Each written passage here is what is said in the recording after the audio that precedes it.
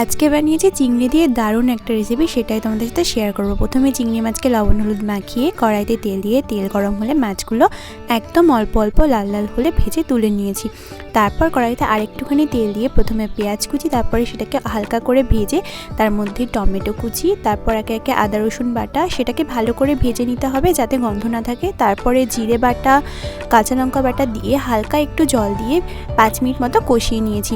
তারপর এর মধ্যে দিয়ে দিয়েছি গরম মশলার গুঁড়ো সামান্য পরিমাণে। তারপর এটাকে আরেকটুখানি কষিয়ে নিয়ে এর মধ্যে দিয়ে দিয়েছি ভেজে রাখা চিংড়ি মাছগুলো দিয়ে কিছুক্ষণ কষিয়ে তারপর শুকিয়ে এলে তার মধ্যে একটুখানি জল দিয়ে দিতে হবে, একদম সামান্য পরিমাণে জল দিতে হবে। তারপর এর মধ্যে দিয়ে দিতে হবে পরিমাণ মতো লবণ আর অল্প পরিমাণে হলুদ গুঁড়ো। এবার ধনেপাতা কুচি ছড়িয়ে নামিয়ে নিলেই রেডি হয়ে যাবে একদম মশলাদার চিংড়ির রেসিপি। তোমরা কিন্তু এটাকে মশলা চিংড়িও বলতে পারো। বাড়িতে অবশ্যই ট্রাই করে দেখো, আর ভালো লাগলে চ্যানেলটাকে সাবস্ক্রাইব করে দিও।